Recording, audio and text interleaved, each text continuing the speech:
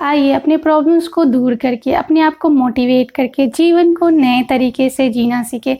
नमस्कार, मैं हूं आपकी दोस्त मुन्नी चौधरी और आप देख रहे हैं मेरे साइकोलॉजिकल और मोटिवेशनल चैनल। अब तक मैं मेरे चैनल को सब्सक्राइब नहीं किया तो सब्सक्राइब मेरे चैनल, और सब्सक्राइब कर चुके हैं तो बहुत बहुत धन्यवाद। झूठ का सहारा लेना किसी भी परिस्थिति में सही नहीं है। इसी सिलसिले में एक छोटी सी स्टोरी।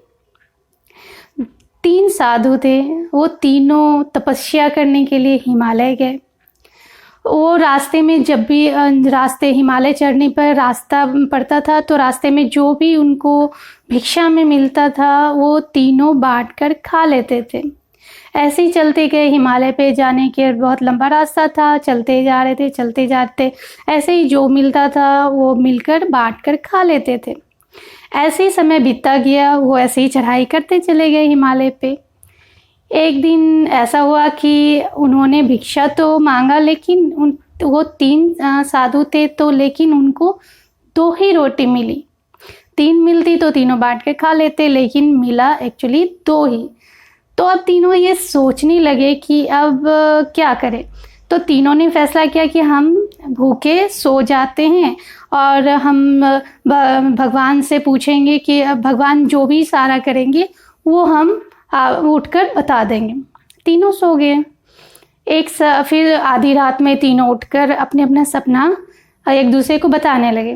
पहला साधु कहता है कि मैं ना सपने में एक दिव्य स्थल में पहुंच गया, वहाँ पे भगवान के दर्शन हुए। उन्होंने कहा कि बच्चा तुम बहुत तपस्या कर चुके हो, बहुत त्याग कर चुके हो, ये रोटी में हक तुम्हारा है, उठो और तुम इसे खा लो। दूसरा साधु कहता है, इसी में अपना सपना सबको बताता है। दूसरा साधु वो कहता है कि मुझे भी भगवान के दर्शन हुए, उन्होंने कहा कि भाई ये रोटी तुमने इतना त्याग किया है और त्याग करने की वजह से तुम सबसे श्रेष्ठ हो गए हो और ये रोटी पे हक तुम्हारा है, उठो और तुम ये रोटी दोनों खा लो। फिर क्योंकि दोनों ने बोल दिया, फर्स्ट सेकंड साधु जो थे उन्होंने अपने अपने सपने को बता दिया। तीसरा जो था साधु वो सोचने लगा। उन्होंने कहा दोनों को कि मेरे सपने में तो कोई भगवान नहीं आए, ना ही मैं दिव्य स्थल पे गया, मेरे पास तो ऐसा कुछ था ही नहीं। लेकिन मैं आधी रात में मुझे नींद खुली और मुझे तीव्र भूख लगी और मैंने सोचा कि भगवान की लगता है यही इच्छा है और मैं उठकर रोटी खा लिया। अब दोनों साधु ने जब ये बात सुनी तो बहुत क्रोधित हो गया कि अरे ऐसे कैसे, तुम लोग ने खा लिया, तुमने खा लिया और हमें जगाया तक नहीं।